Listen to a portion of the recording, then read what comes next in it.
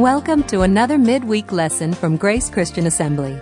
We are currently studying the book of Genesis. So open your Bible and join us as we dig into the Word. Now, here's our teacher, Jim McClarty.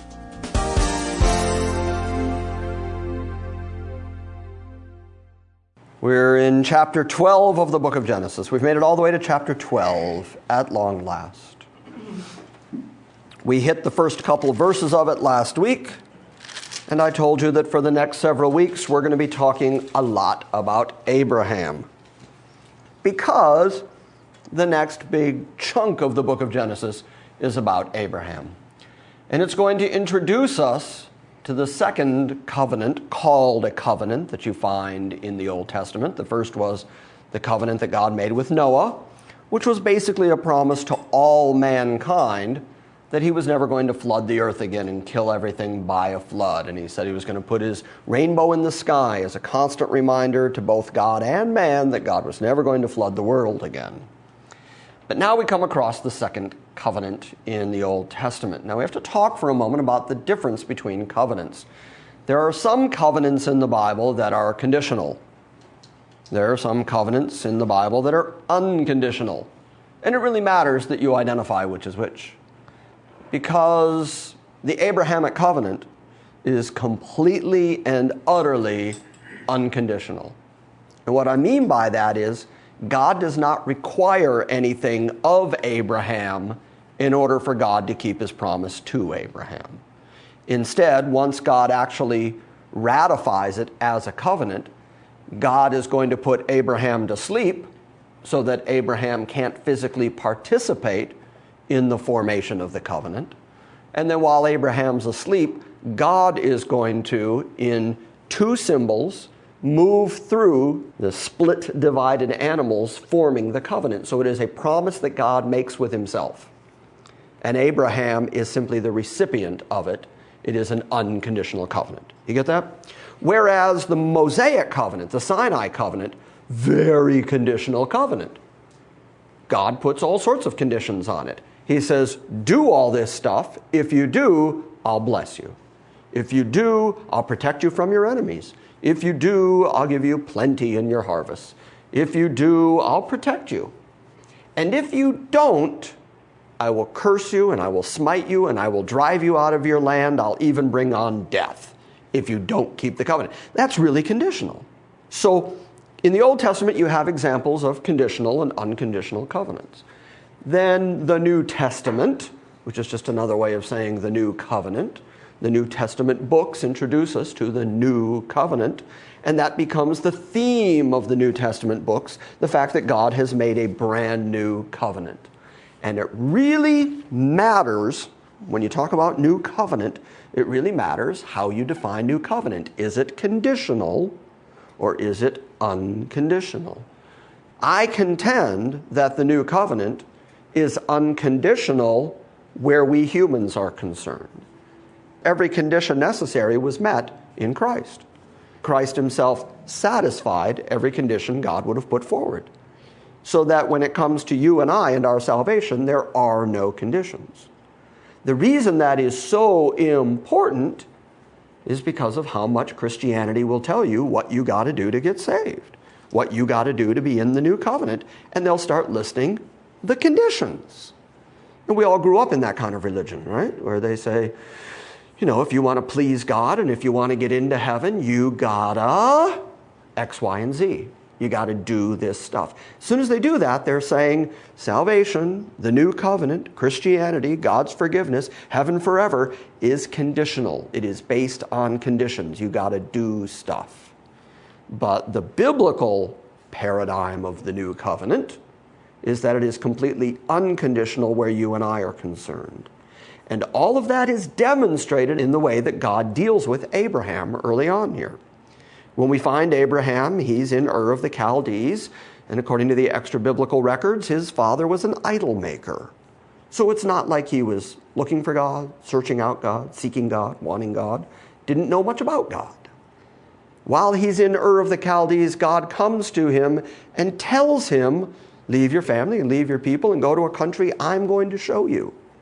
And once he gets there, says, from you, I'm going to make a great nation. and through you, all the nations, all the families of the earth are going to be blessed. And nowhere does he say, if you will just do this or that. Instead, he simply says, we're going to do these things. Later on, in a couple of chapters, Abraham is going to get into a little bit of a debate with God, which he does a couple of times, and I find it really interesting when he decides to discuss and argue with God, and God takes it exceptionally well, I think. Considering how many people in the Bible argue with God and God does not take it well, when it comes to Abraham, God takes it exceptionally well, which means there's hope for people like me. And so Abraham actually says to God, you keep promising me that I'm going to have all this seed, that I'm going to have all these descendants, I'm going to have all these people. Have you noticed that I have no children? And that my only descendant is this servant, this Eliezer, my servant. And so I'm guessing he's going to be the heir of all this stuff? And then God says, basically, yeah, it's all true. Your wife is way past childbearing and you're old. And I'm going to give you an heir through Sarah, your wife, though that seems impossible. And Abraham believes God. And the next verse says, and God counted it to him for righteousness. In other words, he believed what God said, and God imputed righteousness to him in exchange for his faithful belief that what God said God would do. So now start putting these elements together, and you have the formation of a very genuine theology of how you become righteous. And the New Testament writers, particularly Paul, and certainly in the Galatian letter, and you're going to read it in the Hebrew letter, they go back to that event. They go back to that central moment that Moses writes about so early in the history of the formation of Israel, that the first man called a Hebrew had righteousness imputed to him before there ever was a law, before there was ever a priesthood, before there was ever Israel as a people group. Nevertheless, God imputed righteousness to him. So you have an unconditional covenant. Through you, all the families of the earth are going to be blessed. I have chosen you, and I have given you righteousness, imputed it to you because you believe me. And of course, then you get into the book of Hebrews. Hebrews chapter 12 starts right off with, we look unto Jesus, the author and finisher of faith. So if Abraham did believe God, where did he get that?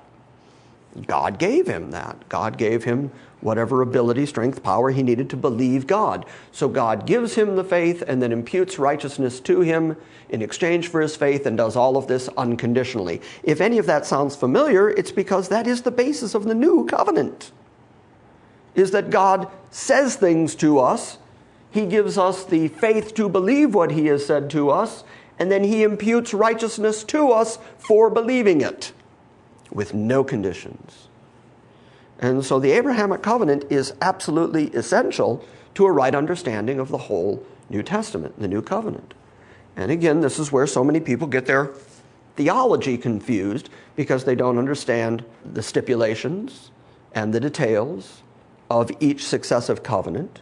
And Paul in the book of Galatians is going to say that the Sinai covenant, the law, came and left, but it did not do away with the covenant that came 400 years before through Abraham.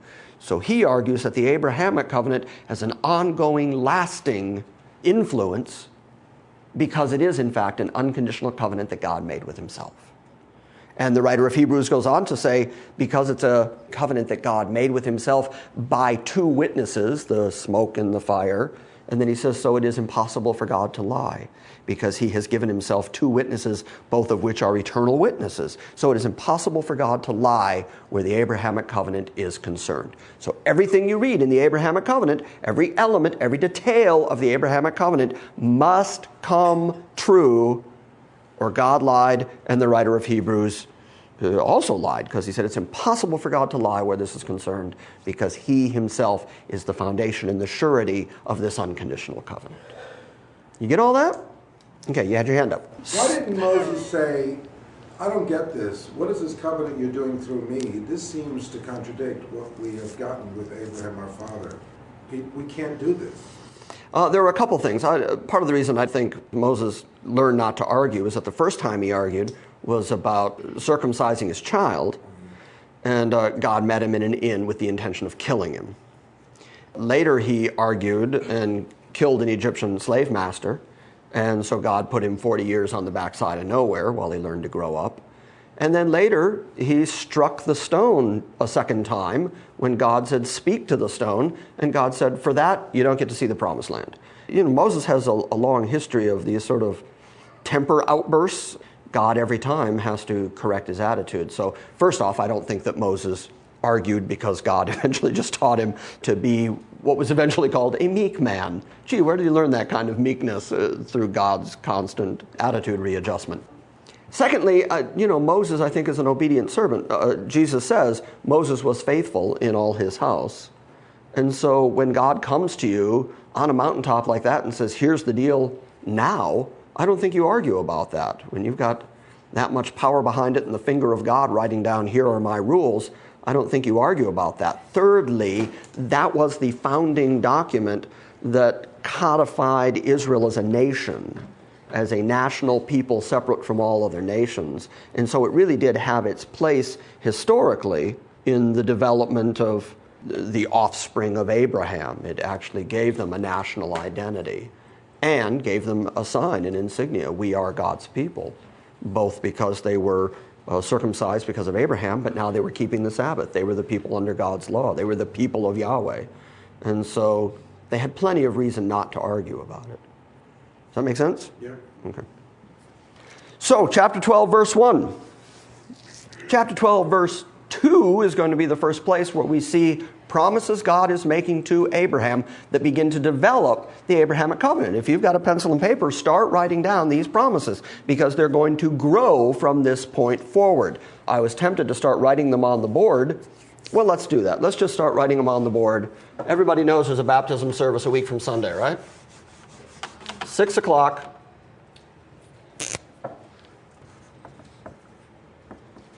Abrahamic covenant. Now the Lord had said unto Abram, get thee out of thy country, and from your kindred, and from your father's house, or your father's family, all of your relatives, and go to a land that I will show you.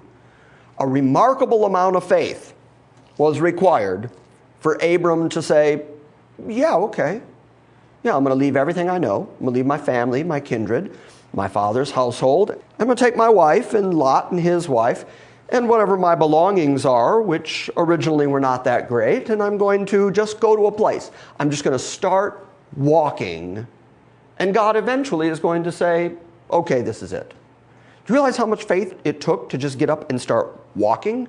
In Hebrews 11, classically called the Heroes of Faith passage, that's one of the moments that the writer of Hebrews points to and says, Abraham by faith sojourned in a land that he didn't know. It took faith for him to say, yeah, okay, God, let's do that. Let's just start walking. And he says, unto a land I will show you, I will make of you a great nation. So number one, I will make of you a great nation.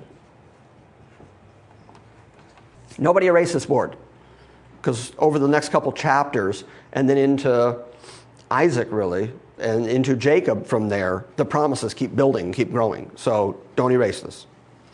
I will make of you a great nation. I will bless you. I will make your name great. So you're going to have a great name. Big reputation. By the way, it's roughly 4,000 years later. We're still talking about him. Great name. I would say that worked out okay. I will make your name great, and you shall be a blessing. You shall be a blessing. And I will bless them that bless you. I will curse them that curse you. Oh, well, that's divine protection. So let's just say blessing and cursing.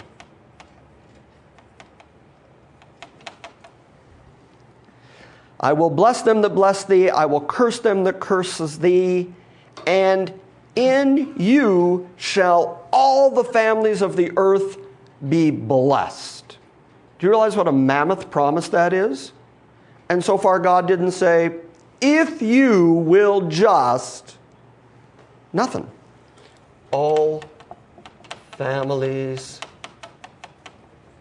blessed.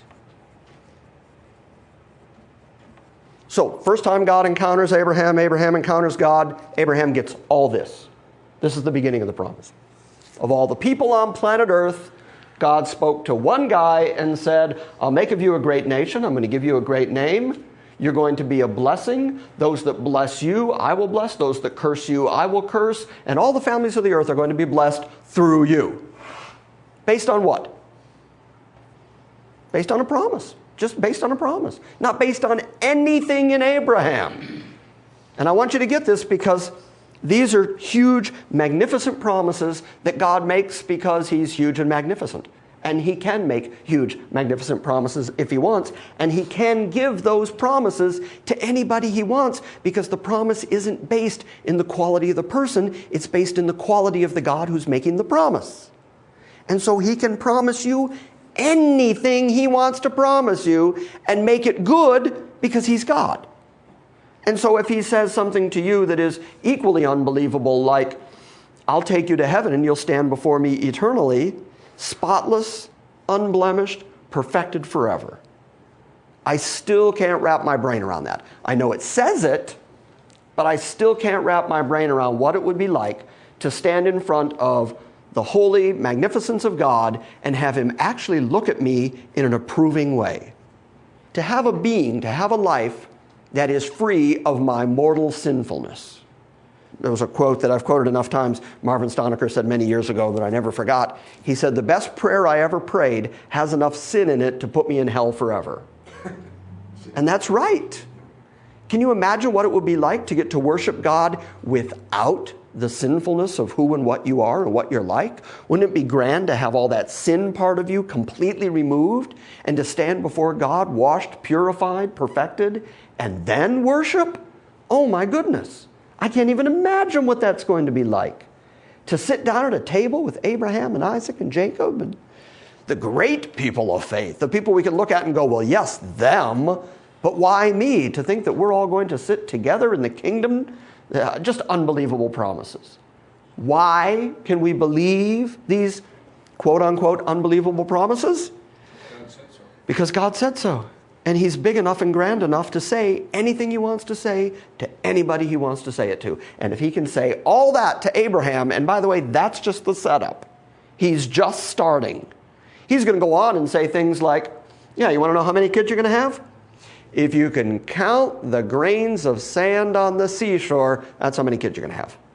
These are gigantic promises God starts doling out. And it's not based in anything in Abraham because there's no human being who could live up to, who could earn, who could deserve this kind of wonderful promise. But God goes way beyond just the physical and the blessing and the land promises when He gets into the new covenant and starts making even more grandiose promises to people who can't possibly deserve it. Where do we get the confidence that He's going to do all those things? Because He is this great, big, grand, magnificent God who can make promises based on His character, based on His attributes and nature, and not based on anything in us. That's what I mean by unconditional. You got all that? Because how you view the Abrahamic covenant has to color how you view the new covenant. And I get very, very weary of listening to people talk about Christianity in the new covenant as a conditional thing. But if you're going to add conditions to the new covenant, then you have to equally, to keep the balance, you have to equally add conditions to the Abrahamic covenant, which God simply never does. And that's really, really obvious in the Abrahamic covenant. It should be equally obvious in the new covenant. Verse 4. So, Abraham departed. Isn't that incredible? God shows up and says, leave your people, leave your family, I'm going to show you a land, and I'm going to do all this absolutely astounding stuff to you. And so Abraham goes, yeah, okay, good. And goes, as the Lord had spoken unto him. And Lot went with him, and Abraham was 75 years old when he departed out of Haran. 75 years old, no kids. Now, if you followed in the previous chapters, especially in chapter 11, as we looked at all the family record of Shem, one of the things that we saw and that I tried to emphasize after the flood was that the lifespan of human beings was becoming progressively shorter and shorter. As a result, people were having children younger and younger. And you start seeing that men live 30 years and then started producing heirs. I think that's significant because Abram here is said to be 75. Still no kids. Lifespan now is getting shorter. It's into the 120s, 150s. He's halfway or more through his life. No kids. And God is saying things like, through you, through your seed, through your descendants, all the families of the earth are going to be blessed. No kids. So Abram departed as the Lord had spoken to him. Lot went with him. Abram was 75 years old when he departed out of Haran. And Abram took Sarah his wife, and Lot his brother's son, and all their substance that they had gathered, and the souls that they had gotten in Haran. And they went forth to go into the land of Canaan, and into the land of Canaan they came. I've been pointing out for a couple of weeks, Canaan is the line that's been cursed now. Abram is a descendant of Shem, the blessed line. So God is taking Abram of the blessed line of Shem and giving him the land that belongs to Canaan, the cursed line. So you can see in this that God is serving several functions. Not only is he blessing the lineage of Shem through Abram, but he's also making good on his curse against Canaan as he brings in the Israelites, the Shemites, to occupy their land. So God is actually making good on several promises here. Verse 6, and Abram passed through the land unto the place of Shechem, unto the plain of Moreh, and the Canaanite was then in the land. And the Lord appeared unto Abraham and said, unto thy seed I will give this land. So now, number 6, he's promised him the land of Canaan.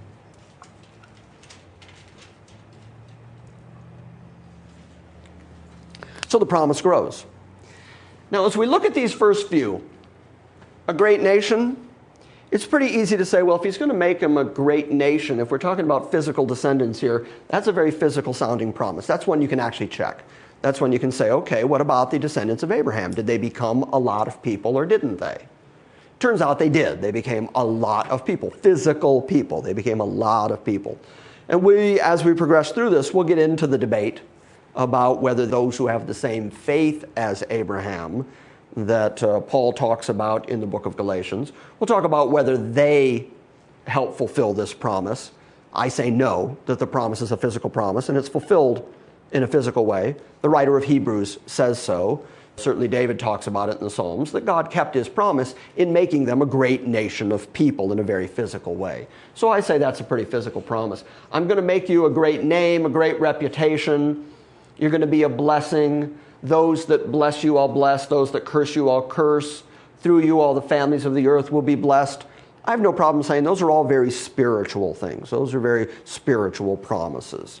God is saying blessing and cursing. And so I have no argument that those are spiritual promises.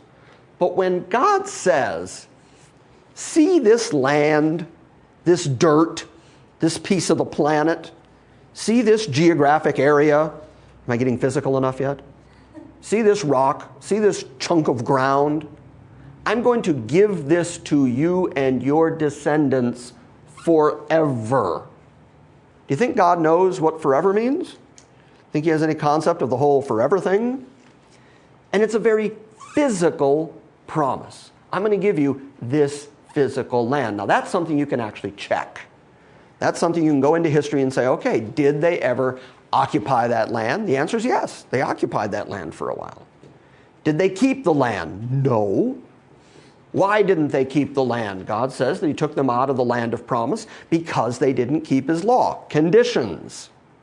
So does that negate the promise? No, the Old Testament is full of promises saying, even though you haven't kept my law, even though you've been rebellious, even though you've been like an adulterous wife, even though you haven't been true to me, even though you haven't dealt honestly and forthrightly with me, I nevertheless am going to come, I'm going to get you, I'm going to woo you, I'm going to bring you back to myself, I'm going to bring you back to your land, I'm going to plant you and you're never going to be moved, and you're going to possess the gates of your enemies. And all these promises are given to the self-same physical group of people. And so I insist, that's the verb I went with. I do not imply, I do not suggest. I insist I'm busy insisting up here. Does anybody care? Okay.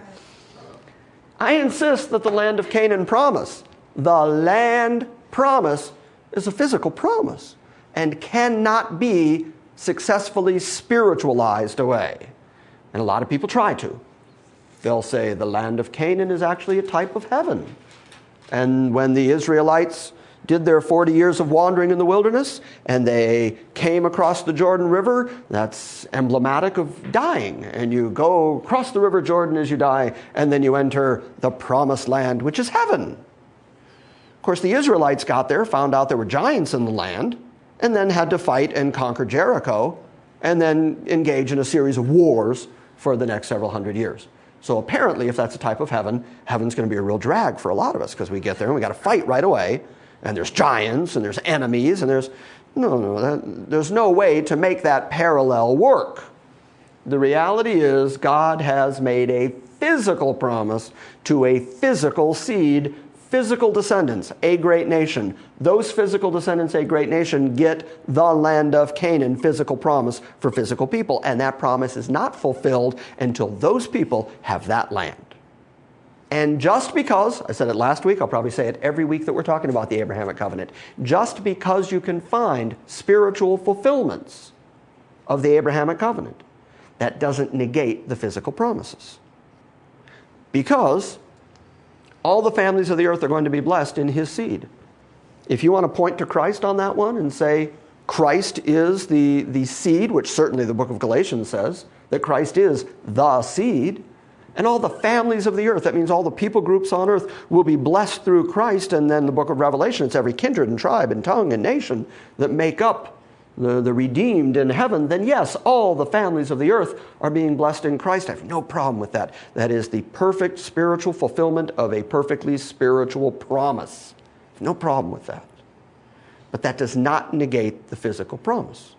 Because as I said last week and showed you and will continue to talk about, eventually the Abrahamic covenant is divided between its physical promise and its spiritual promise. And the spiritual promise of the seed leading to Christ goes through Judah, and the physical inheritance, called the birthright inheritance, is passed on to the northern tribes, to Ephraim. Until Ephraim, the northern tribes, inherit Canaan and are planted there never to be moved again, these promises are not fulfilled. I'm the type to say, well, God did keep the promise that all the families of the earth were going to be blessed in Christ. Isn't that evidence that he's keeping the Abrahamic covenant? Well, then that should give us all the more confidence that he's going to keep the physical promises. The physical ones are easy compared to these gigantic spiritual promises. And instead, the church world, all too often, is prone to say, no, now that Christ has come, and the fact that Israel has not yet inherited their land is proof that God didn't mean that. He didn't mean physical promise of physical land for physical people. He meant all of that to be allegorized, spiritualized, to be understood in some much more spiritual way. But if you look at the promise, this land, your people, there's nothing spiritual in that outside of, I chose you, and I chose this land, and your people get this land. So I do not like the allegorical approach to those passages. And I am insistent. Good, that time I got a mild chuckle. So that's good. It's all in the delivery. Abraham passed through the land of Shechem, unto the plain of Moreh, and the Canaanite was in the land, and the Lord appeared unto Abraham and said, unto your seed I will give this land. I got to ask one more question. Is anything in that phrase vague? Difficult to understand? Requiring interpretation? From a time standpoint, it's a bit open-ended, but not the fact of... Yeah, he doesn't say when. Right. Oh, and that's really important you say that, because the writer of Hebrews, and we're going to get into all of this, we have to. The writer of Hebrews in chapter 11 starts with, Abraham lived as a pilgrim, as a sojourner, in the land of promise, with Isaac and Jacob, who were also heirs of that same promise. And these all died not having obtained the promise. What promise hadn't they obtained? Land. The land. Did they obtain the spiritual end of it? Yes, Christ has come. That's the whole point of the book of Hebrews. It's all about, yes, the new covenant is here, and it's far better than the old covenant. Let's not go back to the way of the old covenant. We are perfected forever in Christ. That end of the promise completely fulfilled, but there's still, according to chapter 11, some promise not fulfilled. And then it goes on to talk about all the great heroes of faith through the Old Testament, and then says, these all died not having obtained the promise.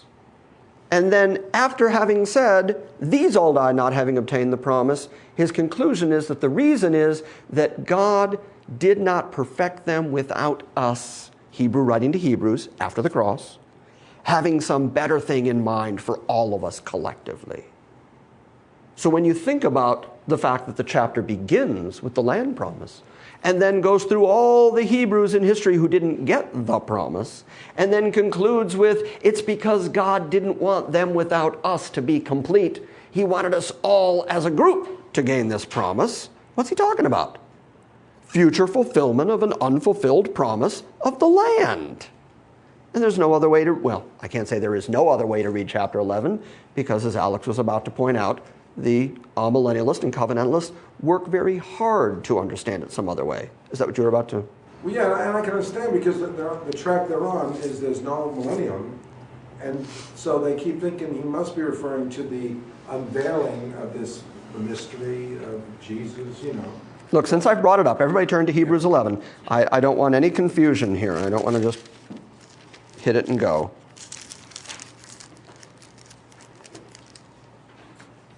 This is probably a good place to read anyway, because it is going to talk about Abraham and his faith, as I referenced a moment ago. So let's take a moment and read a little bit of Hebrews 11. We're going to spend a fair amount of time in Hebrews as we work through the next couple chapters of Genesis, because it is a commentary on so much of what we're reading in Genesis. And so to get a really biblical understanding of Genesis, we have to read the Hebrew commentary on it. I'm waiting. People are flipping.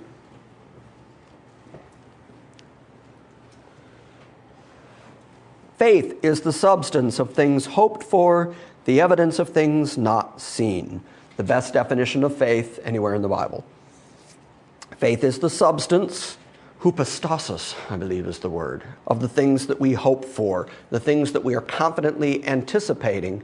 The way that we know that things like heaven exists is the fact that we have faith, that faith as a gift from God is the proof positive that everything else we're told and everything else we believe exists because the faith exists, that the faith is a gift from God that is the down payment that proves the rest of it. And in fact, the evidence of things not seen has to do with like the title deed, that when you put down earnest money, when you're going to buy a house, you put down a down payment where you say, I'm definitely going to buy this house, and here's the earnest of it. This is the same idea here. All that stuff that we believe, all the stuff that we hope for, all the things we've been promised, the down payment of all that stuff is faith. And that's the point the writer is making here. For by it, by faith, the elders, who are the elders? The ancients, the Hebrew ancients. For by it the elders obtained a good report. Through faith we understand that the worlds were framed by the word of God, so that things which are seen were not made of things which do appear. In other words, in early Genesis, when God spoke and things were, the writer of Hebrews is arguing here, it's not that he made it out of stuff that already existed. Where there was nothing, there was suddenly everything. He spoke the universe into existence. By faith, verse 4, by faith Abel offered unto God a more excellent sacrifice than Cain, by which he obtained witness that he was righteous, God testifying of his gifts. And by it, he being dead yet speaks. By faith Enoch was translated that he should not see death, and was not found, because God had translated him. For before his translation he had this testimony, that he pleased God. Now he's going to tell us in what way he pleased God, but without faith it is impossible to please him. And so his argument is, since it says that Enoch pleased God, he must have had faith. Without faith it's impossible to please God. For he that cometh to God must believe that God is, and that he is a rewarder of them that diligently seek him. Verse 7, by faith Noah, being divinely warned of things not yet seen, moved with godly fear, prepared an ark for the saving of his household, by which he condemned the world and became heir of the righteousness which is according to faith. This is chronologically just going right through Genesis. This is everything we've read so far in the book of Genesis. He's chronologically walking through all those early people we've already met in the first 12 chapters and saying any goodness they had, any positive relationship that they had with God was the result of faith. By faith, Abraham obeyed when he was called to go out to a place which he would receive as an inheritance. And he went out not knowing where he was going. By faith, he dwelt, look at the next phrase, in the land of promise. Very important phrase, because now we're talking about a promise. By faith, he dwelt in the land of promise, as in a foreign country, dwelling in tents with Isaac and Jacob, the heirs with him of the same promise. What's the same promise? Land promise. The land promise. And as we work our way through Genesis, you're going to see God tell both of them, Isaac and Jacob, that the land is theirs. He's going to continue to expand on this land promise and tell Isaac and Jacob each, this land is yours. Verse 10, for he waited for a city which has foundations, whose builder and maker is God. Now this is the place where those who want to spiritualize jump on that verse and say, well, Abraham, when he was walking into Canaan and he heard the Canaan promise and the land promise, Abraham himself understood that it was a spiritual promise. And that's what it says right here, that even though he was walking in a physical land, he was looking for a city whose builder and maker was God, which means he was looking for heaven. He was looking for a heavenly city, and he understood that Canaan was a type of heaven where God was the builder and the maker. That's the way the argument goes. But what this actually says, if you just read what the Hebrews writer was writing, what he says is, he dwelt in the land of promise in tents. He dwelt as a pilgrim in a foreign country. Even though he was the heir of it, nevertheless, he didn't possess it. That's his point. And then says, for he waited for a city which has foundations, whose builder and maker is God. This is the writer of Hebrews writing after the fact, after the death, burial, and resurrection of Christ, and saying even Abraham is waiting for the fulfillment of the promise until the promise is fulfilled in a city whose builder and maker is God. What city is that? The New Jerusalem, of course.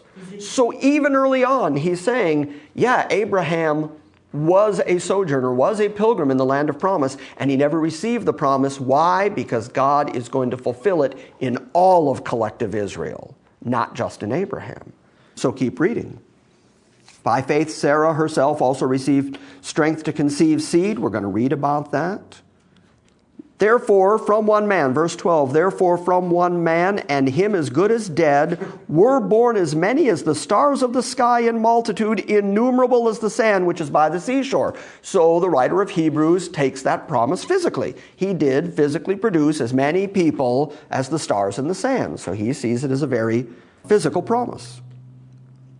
These, verse 13, these all died in faith, not having received the promise. What promise? Land promise. It's the promise we're talking about. The context is all about the land. The context is the promise made to Abraham about the land. These all died not having received the promise. But having seen it afar off, they were assured of the promises, and they embraced them and they confessed that they were strangers and pilgrims on the earth. For those who say such things declare plainly that they do seek a homeland. So we're still talking about homeland. We're still talking about strangers and pilgrims. We're still talking about descendants of Abraham who did not receive the promise of the land. Right? Have I read anything into the text yet? Yet, like I'm going to later. But have I? Not yet. Okay. Verse 16, but now they desire a better, that is, a heavenly country or a heavenly city, whichever, your word country, city, whatever after that's added by the translator. Therefore, God is not ashamed to be called their God, for he has prepared a city for them. Well, it's interesting the way he says that God would be ashamed if he didn't give them that city. Absolutely. Because he's a liar. Right, exactly. And God will not be ashamed in all these things. He's going to. But look at the language. The language starts with Abraham was promised a country, he didn't get it. All of the early forefathers, they didn't get the promise. But they all saw it afar off and by faith embraced it and he puts it out into the future, God is still going to keep this promise. By faith, Abraham was tested. From there, he goes into, by faith, Isaac and Jacob and Esau. Concerning all the things to come, Jacob, when he was dying, blessed the sons of Joseph. He gets into, by faith, Moses. He gets into, starting in verse 30, by faith the walls of Jericho fell down. By faith the harlot Rahab did not perish. What more shall I say in verse 32? For time would fail me to tell of Gideon and Barak and Samson and Jephthah, also of David and Samson and the prophets. All of them, he's arguing. I could talk about their faith. Who through faith subdued kingdoms, worked righteousness, obtained promises, stopped the mouths of lions, quenched the violence of fire, escaped the edge of the sword, out of weakness were made strong, became valiant in battle, turned to flight the armies of aliens. Women received their dead raised to life again. Others were tortured, not accepting deliverance, that they might obtain a better resurrection. Still others had trials of mockings and scourgings, yes, of chains and imprisonment. They were stoned, they were sawn in half, they were tempted, they were slain with the sword. They wandered about in sheepskin and goatskins, being destitute, afflicted, tormented, of whom the world was not worthy. They wandered in deserts and mountains, in dens and caves of the earth, and all these, having obtained a good testimony through faith, did not receive the promise. What promise? The land promise. Is that true? Yes. Right up until the time the writer of Hebrews was writing, none of these great heroes of the history of Israel had obtained the land promise. So what does he say? He doesn't say, so now we need to spiritualize the promise. It's to be understood as a type of heaven. Instead, his conclusion is, and all these, having obtained a good testimony through faith, did not receive the promise, God, having something better for us, the Hebrews that were alive and remaining as he was writing, that they should not be made perfect apart from us. In other words, it was always God's plan to not give them the land until we Hebrews collectively all get the land together. And then you get into the book of Revelation, you see the New Jerusalem, you see the regathering of the 12 tribes, you see Paul in Romans 11 talking about all Israel will be saved. You see this consistent testimony of God's regathering of all Israel to take them to the New Jerusalem, to give them the land that has always been promised to them. And it just couldn't be more consistent if you just let the text say what it says. And that is why I insist that the land of Canaan promise is a physical promise that God must keep physically. And by the way, so does the writer of Hebrews. Now, of course, then chapter 12 starts right in with, therefore, we also, writing to the Hebrews that were alive at the time he was writing, therefore, we also, since we are surrounded by so great a cloud of witnesses, all these people by faith who went before us who didn't receive the promise, we have this great cloud of witnesses, so let us lay aside every weight and the sin that does so easily ensnare us, and let us run with endurance this race that is set before us, looking unto Jesus, the author and finisher of faith. In your translations, if it says our in there, that's added by the translators. It's in italics if you have one of those italicized versions. Scratch that out. What it says is, he is the author and finisher of faith. So wherever you see faith, all the way back to Abraham, Christ was the author and finisher of faith. Who, for the joy that was set before him, endured the cross, despising the shame, and is sat down at the right hand of the throne of God. For consider him who endured such hostility from sinners against himself, lest you should become weary and discouraged in your own souls. You have not yet resisted all the way to bloodshed, striving against sin. So the context there is about faith and about the heroes of faith in the Old Testament, and that faith is a gift from Christ, and they all by faith had a good report with God, and they all, despite their good report of faith, did not inherit, did not receive the promise of the land that we just read about. So it's no surprise then to us, at least it shouldn't be, and there certainly shouldn't be any confusion, and there shouldn't be any debate, and there shouldn't be any controversy. It's very clear that New Testament writers after the cross were still writing about the land promise and saying, it's true, none of our progenitors got it. But it's because God had something better in store for all of us collectively so that they without us would not be made complete. That we'll all get it together. And then New Jerusalem. So again, very, very consistent. Okay, back to Genesis. To me, and maybe it's just because I'm hard-headed, or maybe it's because I'm so insistent on letting the text speak, but to me that is just so phenomenally plain and clear that it astounds me when I read the plethora of books that are out there arguing the amillennial or covenantal point of view that the land promise is done away with, and God's done with Israel, and He's scattered them once and for all the promises that were made in the Old Testament now apply to the church. And I don't know how they get that when you have a Hebrew writing to Hebrews after the cross and saying, right, they didn't get that part of the promise, but they will. God still has a plan for them. So Hebrews, and if you continue, and that's basically an exhortation that the struggling that they're going through was gone through by all the people before them. Exactly. And that we're not going to avoid it. Right. So that we all can go into the land. And now writing to Christian Hebrews, right. Converted Christian Hebrews, right. and saying, yeah, there's always been the struggle, right. but now you can look to Christ, the author and finisher of faith, and He'll get you through it. Right. And don't go back to the old ways, and don't go back to the law, and don't don't look for your best life now. No, right, no, it's still coming. You're just like everybody else, and your faith will carry you through to the end, in which right. we all will go together. Let's apply that for a moment, since you bring it up, Jennifer. Could Abraham possibly have embraced your best life now? I'm thinking probably not. No, of course not. He died not having obtained the promise, Right. and he had God Himself promising it to him. Well, he also had God Himself telling. And by the way, it's going to be 400 years of... Oh, right. Oh, people. sure. So it was clear to him that it wasn't going to happen in his life. No, the biblical hope is always, our hope is in the future. Our hope is not in this lifetime. This lifetime is going to be full of struggle and trial and difficulty, and always has been. So James would write, count it all joy when you suffer these diverse temptations and difficulties, because it's the way it's always been. So I completely reject the whole your best life now thing. Certainly you couldn't have preached that to Abraham, and he's considered the father of faith. He's held up as the example, who against all odds is being promised kids and multitudes and land that belongs to other people. And yet he believes God, and we're still talking about him 4,000 years later. That's the example. That's the book you want to be writing. Trust God even when your circumstances don't look like what you believe God has promised you. Trust Him anyway. That's 180 degrees from your best life now.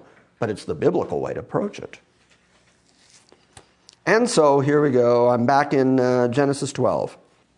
Verse 7. The Lord appeared unto Abram and said, unto thy seed will I give this land. And there Abram built an altar to the Lord who had appeared to him. And he removed from there unto a mountain on the east of Bethel. What does Bethel mean? House of God. House of God, exactly. Beth, their house, God, El. And he pitched his tent, having Bethel on the west and Hai on the east. And there he built an altar unto the Lord and called upon the name of the Lord. And Abram journeyed, going on still toward the south. Okay, now we're just going to finish up this chapter real quick because this story is very interesting. And there was a famine in the land, and Abram went down into Egypt to sojourn there, for the famine was grievous in the land. And it came to pass, when he came near to enter into Egypt, that he said to Sarai his wife, behold now, I know that you are a fair or a beautiful woman to look at. She's in her 50s here. And 75-year-old Abram is still saying to her, you know, you're a gorgeous babe. And when we go into Egypt, they're going to recognize that you're a gorgeous babe. They're going to get jealous and want to kill me to get you. And so he decides to save his own skin. Now, this is a man who has just had God promise him, through you, all the families of the earth are going to be blessed. And those that bless you, I'll bless, and those that curse you, I'll curse. And then he goes into Egypt, and he looks at his wife and goes, you know, you're a hot babe. They're going to kill me to have you. All of the phraseology, gorgeous babe, hot babe, you're not going to find that in the text anywhere. It's not a literal translation. I'm just trying to keep your attention. And he says to his wife, behold, now I know that you are a fair woman to look upon. Therefore it shall come to pass that when the Egyptians see you, that they will say, this is his wife, and they'll kill me, but they'll save you alive. So he realizes these Egyptian people, these are my enemies. I'm going to go down there with you. They're going to kill me and they're going to keep you. This isn't going to go well for us. Say, I pray thee, or in other words, I'm begging you, do this. Say that you're my sister, that it may be well with me for your sake, and my soul shall live because of you. How much confidence or faith does he have in God here? None. No demonstration. Okay, so if God made these promises, the 6 we have so far on the board, if he made those promises conditioned on Abram's continued faith or action or fortitude or stick-to-itiveness, has Abram accomplished any of this then? No. No. Promise is over. Sorry, if there's a single condition here, if the Abrahamic covenant is conditional, Abram just lost the whole thing. All the families of the earth are going to be blessed. You're going to get this land, all that stuff. Never mind. You're not faithful. Forget it, Abram. Never mind. Which is why it is so important that later when God promises him an heir and he believes God, that it says he believed God and God counted it, imputed it to him for righteousness. Abraham gets an imputed foreign righteousness, not his own, which is why I think Moses takes the time to tell us this story. To say, by the way, Abram is not like Mr. Super Faithful guy. He's like the rest of us. Did he journey into the land of Canaan because God told him to? Yes. Why? By faith. Once he got there, there was a famine. Things went bad in his life. Things went wrong. What did he do? He starts lying and saying, you're my sister and they're going to kill me. And he gets fearful and he loses that great power of faithfulness he seems to have.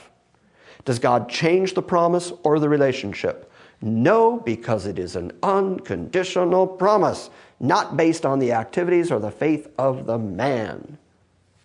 That's why I can say to you over and over again, any promise God has made you, he's going to keep. And you'll say to me, yeah, but Jim, you don't know what I'm like.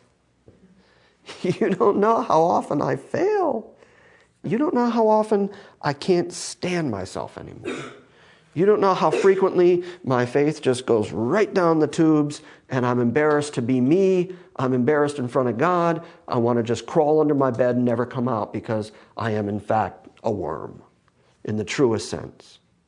And I can still look you in the eye and say, it's okay. He's loved you with an everlasting love. Therefore, with loving kindness, he's drawing you. It's okay. Your relationship with God is not based on a condition. It's based on everything Christ has already accomplished.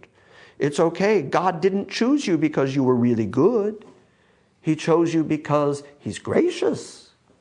And it's okay. God's grace shines the brightest against the backdrop of the darkest people.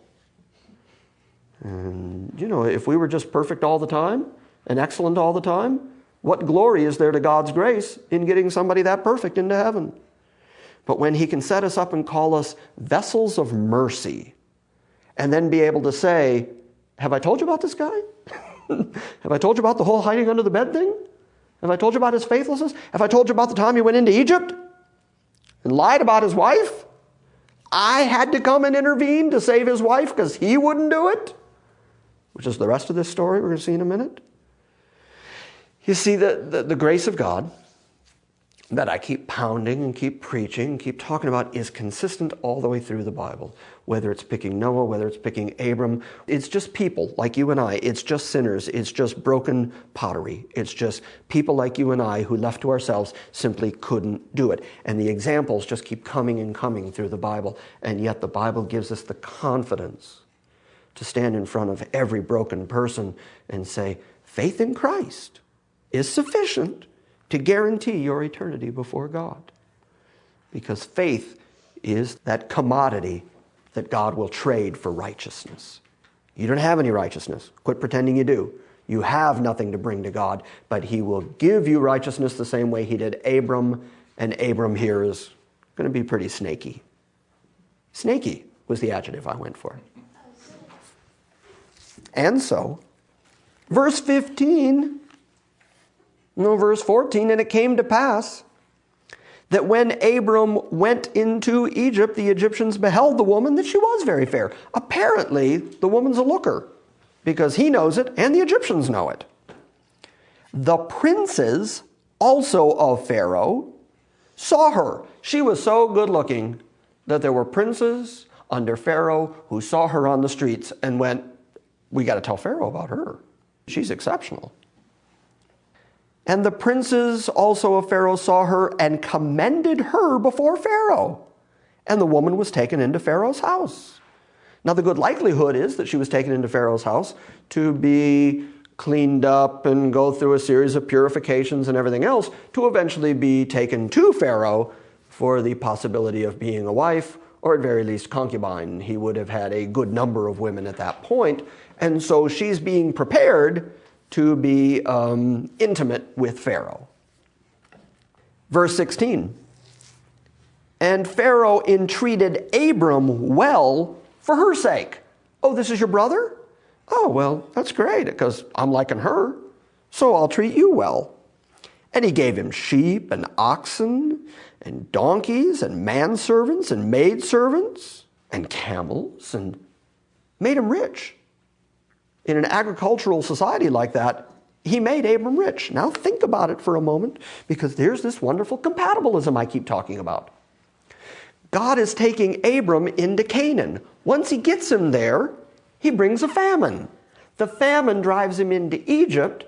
When he gets there, Abram lies about his wife. Because of the lie, Pharaoh makes Abram rich.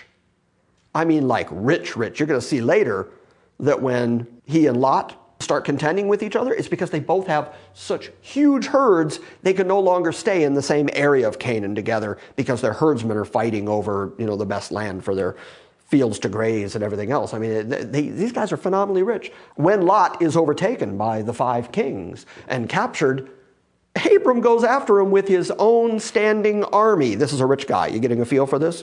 This is a phenomenally wealthy, powerful guy. Where does he get all that money and power and wealth? Down in Egypt, as a result of his lie.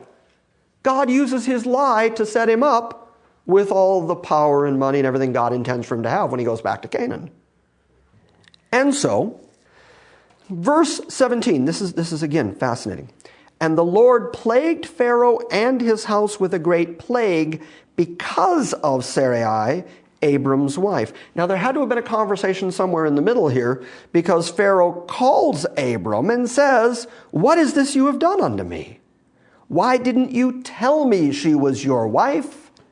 Why did you say she is my sister, so that I might have taken her to me to wife?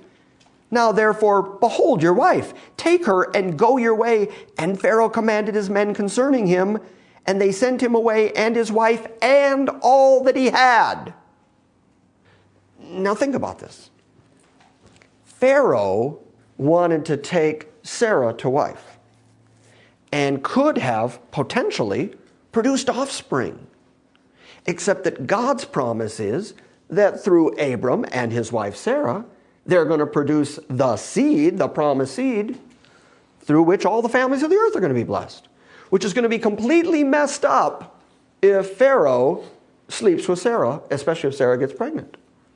So God brings a plague on the house of Pharaoh to protect her, and in so doing, God kept Pharaoh from sinning against himself. Isn't that remarkable? We're talking about a really sovereign God here. I keep saying we're talking about this really, really sovereign God. God knew that if Pharaoh did what Pharaoh wanted to do, Pharaoh was not only going to mess up God's plan, but sin against God, and God kept everything bad from happening by doing what? Bringing something worse, bringing a plague onto his house. He brought a plague onto the house of Pharaoh until Pharaoh figured out that something was wrong, that he realized he was being plagued by God. And then there had to have been a conversation somewhere in the middle where either Sarah or Abram or somebody said, "Hey, I know what's going on here. Sorry, we lied."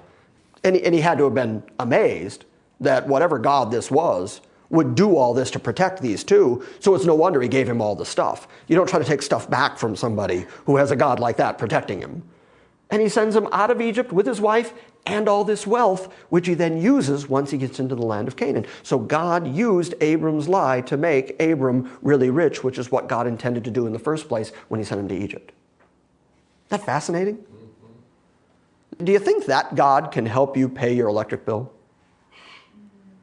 You think that God can get you through these problems in life? Look at the way he works. Look at the way he takes care of his people. Look at the way he protects his own. And once he makes a promise, he cannot go back on that promise. And so however badly you mess up your life, he's still going to work it out anyway to fulfill his promises to you, because they're unconditional promises. He's going to do whatever it takes to fulfill every promise he's ever made to you.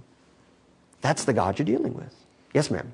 Is there any way for us to know how long they were there? Because Pharaoh had to have, when all this stuff started happening, I mean, to me, it seems like it would have had to have happened pretty quickly in order for him to realize that, hey, maybe something's gone terribly awry here. I mean, and I just wondered, how Yeah, it doesn't say, and I don't have any idea how long. We don't really know. Yes, certain things had to have happened. Mm-hmm. She had to have enough time to be brought into Pharaoh's house and, kind of into that cleansing process that they would have gone through. And Abram has to have time to have gained favor with Pharaoh and, got all his wealth and stuff. There's a period of time there that had to have passed, and enough time for the plagues to happen and for Pharaoh to make the connection. Mm-hmm. So, yeah, I wish Moses had given us a lot more info, but I think that a lot when I read the Bible. But no, all we get to work with is this story. And if that's all Moses gave us, that's because that's all he figured was important. And what he really gave us was the theological stuff. He gave us the stuff that would help us identify that God was faithful even when Abram wasn't. We'll pick up right there next week, and the promises are going to grow. God is not done yet. The Abrahamic covenant is going to continue to be expanded. And God is going to state it and restate it and then hand it down generation to generation. And it's going to continue to have this very identifiable, geographic, physical tone to it. And then we're going to look at some of the later prophetic writings and writing in the Psalms where later generations say, and God fulfilled these physical promises to physical people, so we know that they identified the promises as being very literal and physical to their people. And we'll use that as our basis for understanding the new covenant.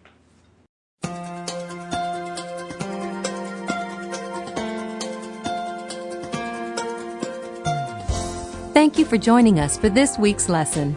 If you would like more information about Grace Christian Assembly or the teaching of God's sovereign grace, please visit us on the World Wide Web at salvationbygrace.org.